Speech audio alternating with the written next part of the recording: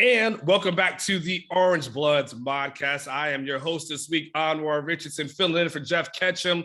But the A-team is still here. We got Jason Suchomel, Alex Dunlap. He's in camo. None of us know where he's at, but I'm assuming he's on the screen somewhere. Guys, obviously Kansas happened, and we could spend a lot of time talking about it, but I wanted to kind of start this off with a little bit of a big picture approach before we kind of go, micro and talk about maybe some of the little things. I think a lot of Texas fans are really kind of trying to rack their head around what is wrong with this team. And I think everyone's trying to go into different directions, and everyone, and we're going to have a conversation a little bit later about the talent and maybe some of that stuff that Chris Delcani put out in his newsletter. Jason, I'll start with you. Alex, you'll be next. When you start, let's just take a big picture approach. We got a team here that's had 5 straight losses. 3 of them, it was when Texas had a double-digit lead in the second half. Clearly, Kansas has just happened. They need to win out just to become bowl eligible. And this is something that none of us predicted going into the season. So now that we've been here and you've had a chance to think about it and analyze it, what's going wrong? What has gone wrong with this season? Well, how much time do we have on this? We got another hour. Yeah, I might fill it all. No, man, that's a good question. It's a broad question. I think it's a few things, Anwar, in my perspective. I think some of it's just bad luck. Okay, I think a couple of these games could have gone either way, just by a bounce here or a bounce there. I know a lot of people on Orangebloods, on our message board, probably all over the Longhorn Nation, are questioning the coaches. Hey, fire Sark. He's not going to make it. Is it going to be this year? Is it going to be 3 years from now? He's not going to make it regardless. When do you rip that Band-Aid off? I don't feel that way. I mean, listen, I'm the guy. We did this Modcast before the season started, if you remember, and I forget how it was phrased. We picked our who are we buying in. I almost bought in as Sark. Yeah. I've been kind of a Sark homer. I mean, let's be honest. Steve Sarkisian didn't forget how to coach. He said it this week. His assistants haven't forgotten how to coach. I think it's been a little bit of bad luck. I don't think the talent is anywhere near where it needs to be consistently competitive with any team that's even better than average. Now, Kansas is worse than average, so where the hell that one came from, I don't know. And I've said this before, man, I think there's just something wrong fundamentally in this Texas program. At the end of Matt Brown's tenure, obviously Charlie Strong, Tom Herman, now Steve Sarkisian. I don't know if it's that these players just, we keep saying buy in, they don't buy in. Maybe not everybody's bought in. Well, that's kind of ambiguous a little bit, but I just wonder if they're mentally tough enough, when they get to the University of Texas, and they've been pampered in high school, these Texas high school players. They get to Texas, I mean, everybody bends over backwards for them. I can't quite put my finger on it, and that's not my job. That's what Sark and those guys are trying to figure out. But I still go back to, if it's just a fundamental, foundational problem of this program, when adversity strikes for whatever reason, be it Sark's teams or, Herman's teams fought back a little bit. We saw some of that, but they just don't have the junkyard dog mentality to bite back when adversity strikes. And, Sark talked this week about purging the roster, and maybe that's what it takes. But, you can weed out some of those guys, but I don't know. I think they have to change some things within the program, not just to go much beyond X's and O's and even a talent level. I think they've got to just change the mindset and the culture of this program somehow, some way. I just don't know how they do it. Before I get to you, Alex, hold on 1 second. It's interesting, Jason, we talked about, guys being coddled and bend over backwards. Does that happen at every program to a certain degree? To some degree, but I don't think quite like Texas, and I don't think it happens at the high school level like it does in the state of Texas. And man, I'm not bashing on the high school. Listen, I love Texas high school football. It's phenomenal. And, there's a reason millions of people watch it closely every single week. But yeah, you're right, Anwar. It does happen at the collegiate level more and more now than it ever used to. All these facility upgrades and weight rooms and NAP, you see certain programs have nap chambers for their players, and I mean crazy Slides. things like that. Yes, slides. We're talking about Clemson, exactly. But it does happen at every program, but I don't think maybe quite as much as it does at the University of Texas, the biggest, the most wealthy athletic program in the country. Alex, what do you think? What's wrong with the team? We're sitting at 4-6, and someone says, Alex, how the hell did this team get here? What would you say?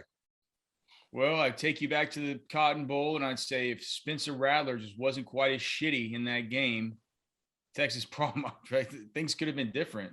I really do think so. I think that if Spencer Rattler was a little bit less bad in that game, Caleb Williams doesn't come in, or he doesn't come in until a lot later, and Texas ends up winning that football game. And I'd be interested to hear from you guys. If Texas won at OU that day, I mean, if this is a psyche issue, if this is an issue of, the team's psychology, and that kind of win and getting that sort of wind in your sails and just kind of, it's like getting that monkey off your back, or just saying like, all right, we can go into a big game like this. We can win. We can be alphas. This is OU we just beat. That can do a lot for a football team. I think as weird as it sounds, if Spencer Rattler would have just played a little bit better against Texas, I think Texas could be in a different spot right now.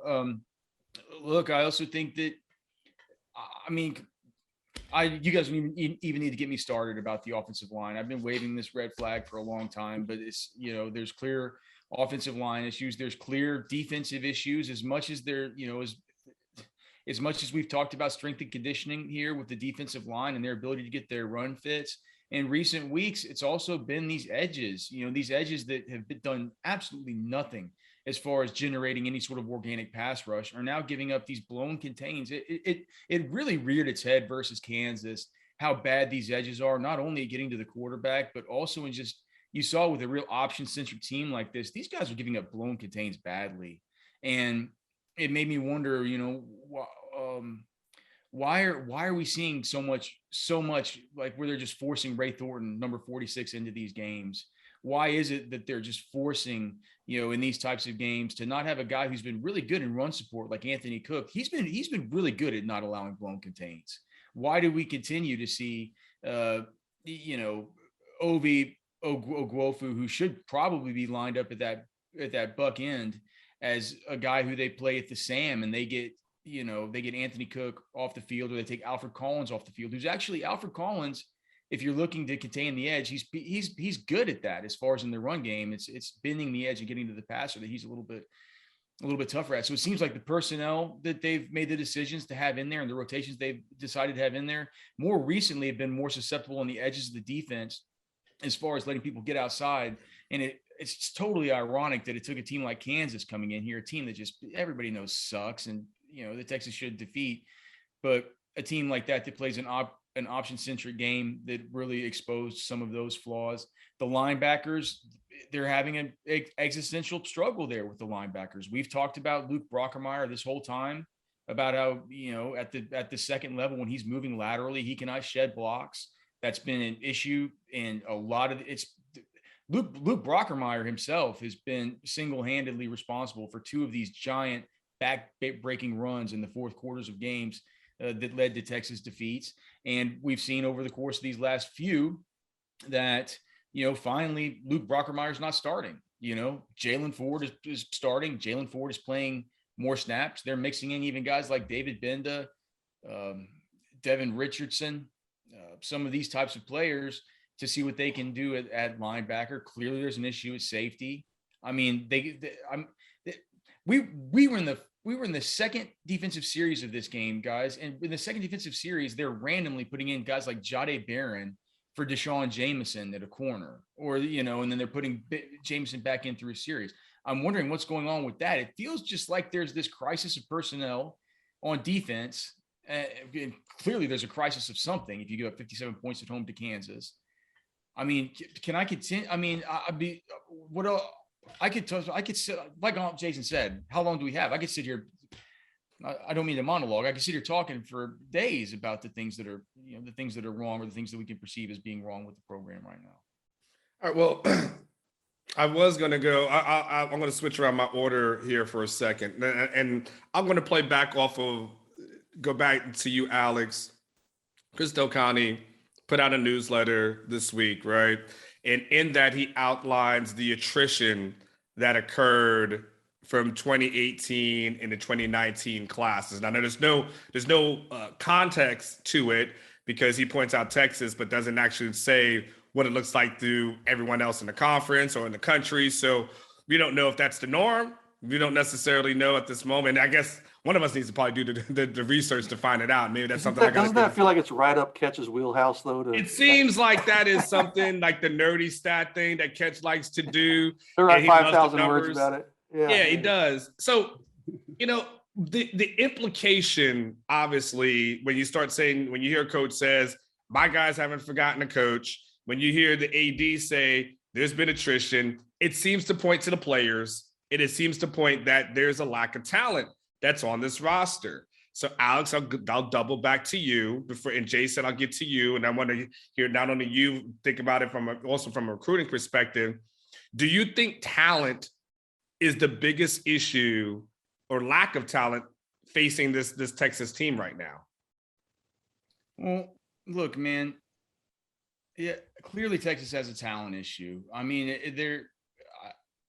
with that being said, here's just let me ask you right back. And also, the same guy who tweeted out the stuff about the this guy Robert Behrens. He's at some A&M site. He says that, like, for example, 65% of A&M's 2018 class is no longer with the team. Like, I mean, so I haven't done the research about this, but it's like attrition's big. It's big with anybody. It's like, come on. But getting back to the talent deal, like, just rhetorically, I'll ask you, okay, so if the talent of Texas is that bad, would that Kansas coaching staff would it rather gone into battle with the Kansas roster or with the Texas roster? I mean, I'm pretty sure they would take Casey Thompson over a third string quarterback. I mean, does that not answer some questions sort of on its own? No, well, the hard part for me, Alex, in the talent conversation, when we say the lack of talent, you can't say at one point that the team is talented enough to have leads going into the second half. Like, they're talented enough to be 4-1 and was beating the hell out of Oklahoma at one point. And then a few weeks later, it's like, well, there's no talent here, because none of us were saying, there's no talent here when this team was 4-1. No one was saying, there's no talent here when it was ahead against OU. And now when the losses happen, now it's like, hey man, there's no talent. Like, we weren't saying that before. No, I get it. There's a disconnect there, and it's kind of bullshit, right? Because, like, think about how we talked about guys before the season. Think about how we talked about Keandre Coburn. Think about how we talked about Tavondre Sweat. Think about how we talked about the talent of some of these. I mean, the talent level of those guys along the defensive line, that was supposed to be Alfred Collins. This is supposed to be Vernon Broughton, who was brought in as a heavily recruited guy. I mean, these are guys, Moro Ojomo, who's done some things, right? Those guys are supposed to be talented players. The defensive line was supposed to be a strength of the team. It was supposed to actually be like a bedrock of the team. It was supposed to be something where you saw Steve Sarkisian and this sort of SEC-centric staff coming in, and you could say, look, at least, if there's a lack of talent in some other spots, at least this is sort of an SEC style of coaching staff. They at least have that defensive line to build around. And they're going to be able to do some things with that, especially with a coach like Pete Kwiatkowski coming in as defensive coordinator, who you've seen, do such great things with the Vita Veas of the world and the Danny Sheltons of the world, and these other guys who, you could squint and maybe see a Keandre Coburn looking similar to, right? But then all this year, we see that these guys can't fit up against the run. Their pad level's way too high. They don't look strong. They get washed away by doubles and combo blocks. If they're not named Byron Murphy. It's like the one guy that we weren't talking about before this whole season started is the one guy that's like the bright shining star of that whole group. So yeah, it's like you can't, you talk about the issues with linebackers. I mean, DeMarvion Overshown's the best player on defense. It's like, I mean, so is he the best player on defense, or is the group bad? Which of the two is it? Is like, Was BJ Foster a 5-star talent or is he bad? Like, so I don't know. And then on defense, that's defense, but on offense, I should say, I think that we know that there's a talent problem on the offensive line. That's the one group you can point at and say, okay, well, that's been an issue that we've been pointing to, but coming into the season, were these wide receivers considered bad? No. Have they had some injury luck? Yeah. I mean, miss luck. Yeah. I mean, it sucks to lose Whittington. Maybe he could be back this week. I guess we'll find, maybe you guys will find out about that today at the press conference Anwar. I hope somebody asks about his progress. Yeah. But I mean, Troy O'Meary, all this stuff like that, you lose Jake Smith at some, I forgot when Jake Smith was lost at some point in the summer. All this stuff, man, it kind of just coalesces to where like all of a sudden you're like, well, now Marcus Washington's played the second most snaps on the whole entire offense at wide receiver. Like, I guess of the guys who are still on the team, you've lost Joshua Moore. That's another loss, all of a sudden it feels like there's this bad talent level, but that's sort of at the wide receiver. It feels like it's sort of kind of come to a head via injuries, via attrition, etc. The tight ends, that's a room that's loaded with talent, but golly, I mean, you would never know it because all they want to do is play Cade Brewer.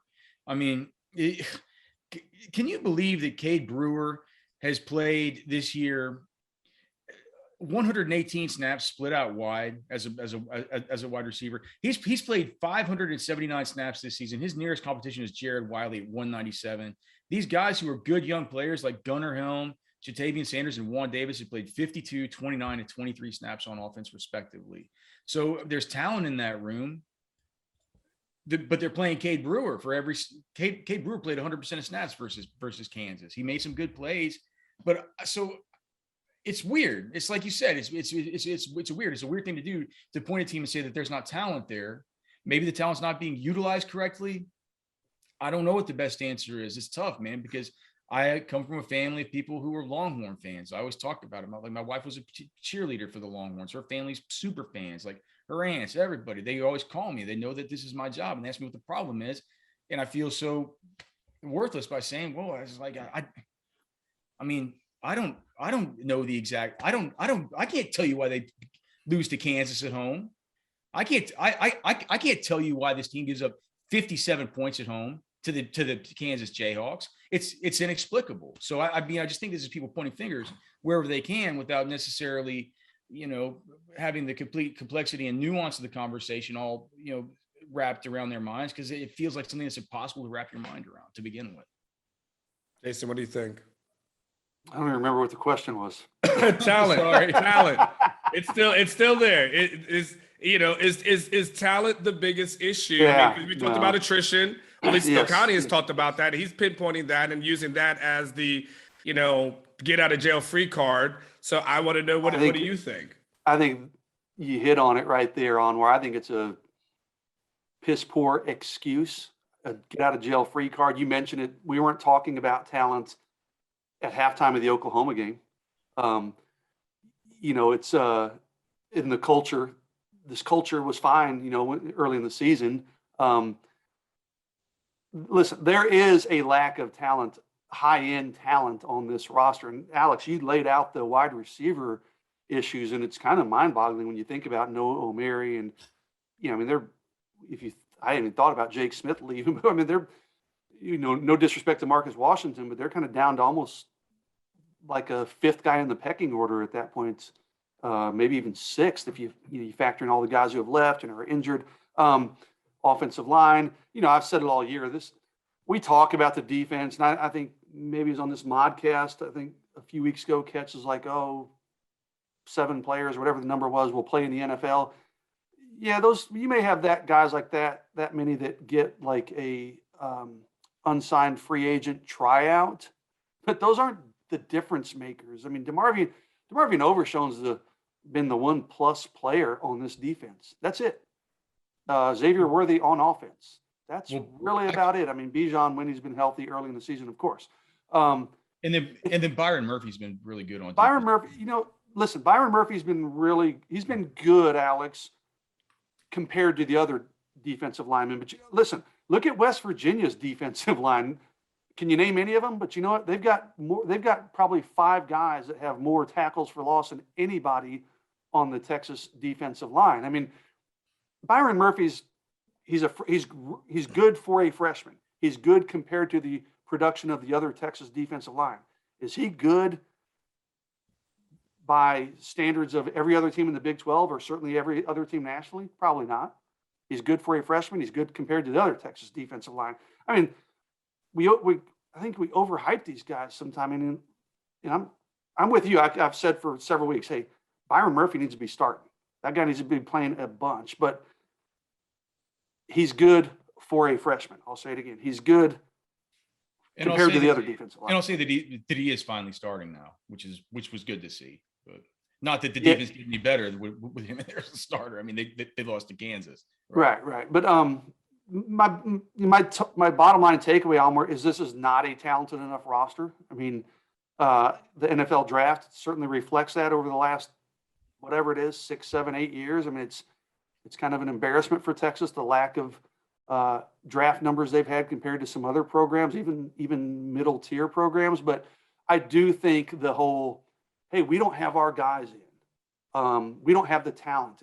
We're trying to flip this culture. It's going to take a couple years. That's a pretty convenient excuse when you're in the middle of a 5-game losing streak. You know, you weren't hearing that stuff early in the year, and they're using it to sell recruits. Hey, come play early. That's kind of black or white. Listen, you can look at it and say there's not talent. We can come in and play early, but this whole culture thing is much more subjective. You know, and I do think, to answer your original question, I do think it's a bit of an excuse that they're throwing out during this 5-game losing streak that we weren't hearing these conversations. In fact, when the first going into the season, all we heard was about how great the buy-in was with this team. And everybody's on the same That's page. True. That's you know, true. And now all of a sudden, shit's gone to hell in a handbasket, and it's like, oh, well, guys haven't bought in, and we're going to have to. We have 3 tiers of player now. We talk about the 3 tiers of player, right? Exactly. Group 1, Group 2, and Group 3. It's like all of a sudden now we're hearing about this stuff. We used to hear about this from Tom Herman. Tom Herman would give an unsolicited weekly update on level of buy-in around the program, where he would just be like, what is this dude doing? Like, but he made it the center of attention. It's like, man, with Sarkisian, he hadn't talked about it as much, and it felt like it's sort of been out of sight, out of mind. You know, it hadn't been right there in front of us to discuss. Doesn't all this stuff just feel like deja vu all over again? I mean, we've heard it from Herman, we've heard it from Charlie, we've heard it into Mac's tenure. I mean, if it doesn't work out with Sark, we'll hear it from the next. I mean, it's like they've got to find a way to break this cycle. And to me, ultimately, Anwar, it comes down to putting more talented players on the field. But that being said, you still got to beat the shit out of Kansas at home. Yeah, I mean, that always becomes a thing. Like, at the end of the day, no matter what we talk about talent, it's like, you still got to be Kansas, right? So at some point, the talent maybe applies to the other teams, but Kansas, you have more talent than them. And, you look at the job that Baylor's done and Randa has done, and, they were a 2-win team, and look how they was turning around. But Jason, I want to stick for you for a second. Recruiting rankings, we always get wrapped up in that, okay? And we're part of the Rivals company. We're under the umbrella. And I don't want to tick off anybody, but I want to keep it real. That 2019 class was ranked 4th in the country according to Rivals, okay? Let's go through the names. Caleb Johnson, Jawan Mitchell, Willie Tyler, Brew McCoy, Isaiah Hookfin, Kennedy Lewis, Jacoby Jones, Myron Warren, Marcus Washington. I mean, stop me when you hear more than one starter. Yeah. David Bender, I think I mentioned. Darian Brown, can't control that. Javon Shepard transferred. Marcus Tillman, Marcus Caldwell, Chris Adamora. So where is that second starter we've gotten to so far? He's in the starter. Okay, so he has started before, but he's not a starter right now. Yeah. Okay, Peter Pudgy, Jake Smith, Jared Wiley, Tyler Johnson, Braden Liebrock, Kenyatta Watson, DeGabriel Floyd, can't control that. Jordan Whittington. So are we on? Is that 2? So far? Devondre Sweat and Roshan. Devondre Sweat would be 3. Half of the starter. And Roshan. So we probably maybe have got 4, 5, guys who have started / contributed. Out of a number 4 ranked class in the country. That's just. I mean, what did we make? What you got to help make it make sense, Jason. I wish I for could, at least man. 2019, make it make sense for us. Yeah, I wish I could. I think, but I'll throw a couple things out there. Piss poor rankings by rivals, right? But it wasn't just. I was worried about getting in trouble. it was everybody. But B, bad evaluations by the previous staff, and I think a lot of that is bad mental evaluations. I mean, a lot of those guys, and I say it again, I think this is a cultural problem at Texas. A lot of those guys have tucked tail because they're not starting after year 2. You know, if a lot of those guys who weren't starters after a couple of years are like, okay, I'm gonna, just cut bait and get out of here. I think as I look down that list, some bad mental evaluations, a little bit of bad luck. You mentioned, guys like Peter and Paggi, the Brew McCoy situation. Floyd. Gabe Floyd Gabe Floyd of anybody in that class, if you're asking me who would have been the no-brainer impact, it probably would have been Gabe Floyd. My dude Gabe Floyd, who I still love, by the way. Brew McCoy, the whole Brew McCoy situation. You talk about a bad mental evaluation, right? It's bad evaluations by the previous staff. It's bad rankings by rivals. And I do think there's a bit of a lack of mental toughness. These guys don't want to stick it out. They don't want to fight. They don't want to fight if things don't go well early on. They don't want to fight through some adversity.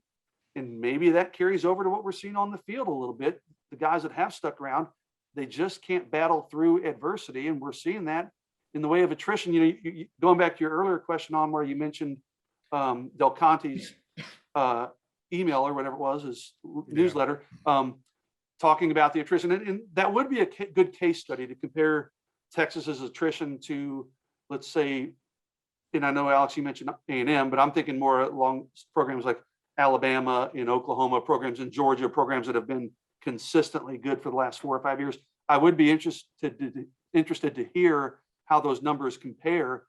And if Texas's attrition numbers are higher, you've got to ask yourself why. Why are Texas's numbers higher? Is it because these guys are sick of losing and they want to go elsewhere that think they can win? I don't think that's it. I think it's because these guys just kind of throw the towel in when things aren't going their way. Well, here's the thing, Jason. It's like if you looked at Alabama's attrition numbers and it turned out that they were really high, you would understand exactly why, right? You would know exactly why. You say they come in, they there's really good players you're competing against. Right. Something went wrong with everything. They can't get on the field and they want to go somewhere and get a fresh start. That's exactly why, right? Let me jump in, Alex, real quick. You understand why Ben Davis transferred from Alabama to Texas. Yes. Makes sense, right? But when Texas is losing players who are transferring to smaller schools or they're transferring, and then we never even hear from them again. You've had some guys that went to USC. Okay, that was understandable. But a lot of these guys we're talking about, some of this attrition, they're transferring out of Texas. It's not because Texas has some juggernaut level of talent, and they're like, oh, shit, I'm never going to see the field. I'm going to go transfer to another pretty good Division I program. A lot of them are transferring to, lesser programs. So that just, I don't know. Again, why Alabama attrition, you can kind of understand. Georgia attrition, you can understand. Ohio State, Wisconsin offensive line, they've got an offensive lineman that's in the portal. You kind of get it, man. He's probably got 20 guys in front of him at the offensive line at Wisconsin that are really, really good football players. Texas's attrition, that doesn't really hold water. It's not because of the talent level in front of them. So why are these guys tucking their tail and leaving at, when things don't go well? So hasn't the transfer portal opened that up for everybody though, to a certain degree, Jason? I mean, that it is allowed guys that we've seen, there was a time where you'd had to wait. And, and now we're going to have, you have the one-time transfer rule. So, I mean, it's almost, Javon Shepard, is a good example. He got here, and I mean, he was gone within a few months. How many guys are gone? Where is Javon Shepard? I mean, you talk about a bad mental evaluation, and he didn't leave because of the talent in front of him. I mean, there's, we go down this list. There's a lot of guys who are non-factors. I mean, Kenyatta Watson could be a good player for Georgia Tech, right, Anwar? Yes, he's at Georgia Tech. He's been injured a little bit this year, though. Yeah. I mean, he may wind up being a good player, but I don't think he transferred because of the talent in front of him. I mean, Kennedy Lewis, Well, Alex would debate that. Alex would say Kenyatta Watson should have been starting. So I think Maybe he Alex should. I wouldn't even dispute. And we know why Kenyatta Watson transferred. I mean, his whole family hated Herman, and they hated. Yeah, there was some truth to that, right? But it's interesting though. The 2018 class was actually a really good class, right? And so when you go and look at 2018, and I had that pulled up, Joseph Osai, NFL, Moro Jomo starter. I won't get Alex started on Christian Jones, Joshua Moore, Mike Williams, Daniel Carson, Mikey Grady. But Anthony Cook has played. Bashevsky was a part of that, but Junior Angela was there. Deshaun Jameson was there. Rafidi Grimai, Malcolm Epps. I know he was playing or starting at USC this year. I'm not quite sure how he finished. I don't think he's starting, but he's getting some play. Okay, I think he started initially. I don't know what's happened to him. Maybe it tapered off. Brennan Eagles, if he stays, probably gets drafted. Jalen Green, Avante Woodard. Just going down the list. BJ Foster, Adeoye, DeMarvion Overshown, Keontae Ingram. There's a lot of guys going to get drafted. Caden Stearns is in there. Dicker's in there. Reese Moore. Last three is Cameron Rising, Casey Thompson, and Byron Hobbs. So Byron Hobbs is playing well. I forget where he went, but he's playing well. Thompson's obviously Utah State. If am I correct? I think Utah that's right. State, Yeah, and he's playing pretty well up there. And Cam Rising starting for Utah. So that class actually did have a lot of hits. You're right, Anwar. But yeah, so that it's interesting. The 2018, it's interesting you point out attrition, and some of the attrition is based off of guys going to the NFL. If you got to factor in Caden Stearns and some of the other guys that did go to the NFL, out of that class.